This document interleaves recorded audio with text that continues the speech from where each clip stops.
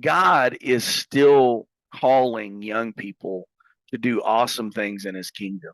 Hmm. And there's an incredible book in the Old Testament, First Samuel, and everybody should read that book, especially young people. Young people should read the first book of Samuel, at least the first few chapters, because what happens is this guy named Samuel, he was born to a mom who said, God, if you give me a child, I'll give him back to you. And so when Samuel was old enough to live without being physically dependent on his mother, the scripture says that she brought him to the temple. He was in the Old Testament, brought him Hmm. to the temple, and he lived there. She only saw him once a year. And every year she would come back and she had made him a little coat. And he would wear that coat for the whole year. And then the next year she would bring him another little coat. And he was growing up serving in the temple, but there was something going on in the temple. There was some problems. The priest, the high priest Eli, was going blind. He was old. He was not in good health, and he was going blind. And his two sons, the guys who were supposed to be the next priest, they were they were perverted and they were greedy. Hmm. And the scripture says that inside the temple there was a lamp, or we call it the menorah. There's seven golden candlesticks. That light was supposed to burn in the temple nonstop. That light was never supposed to go out.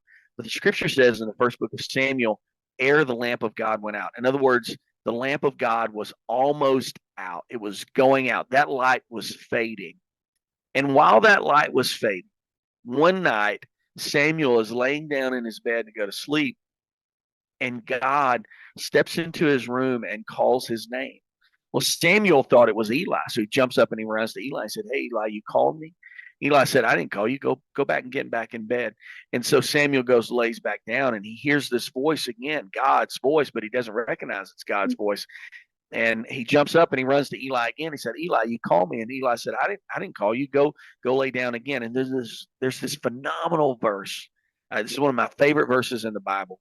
The scripture says, "Now Samuel did not yet know the Lord, neither was the word of the Lord yet revealed unto him." So every young person should hit the timeout button on what they think about God's calling is.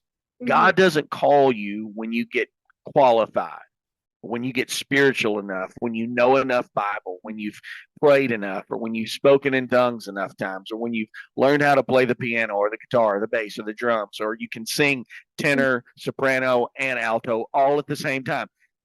That is not when God calls you. Hmm. God set the president for his calling with his interaction between him and Samuel. The scripture says, Samuel did not yet know the Lord, neither was the word of the Lord revealed unto him. But God came and stood and called as at other times, Samuel, Samuel.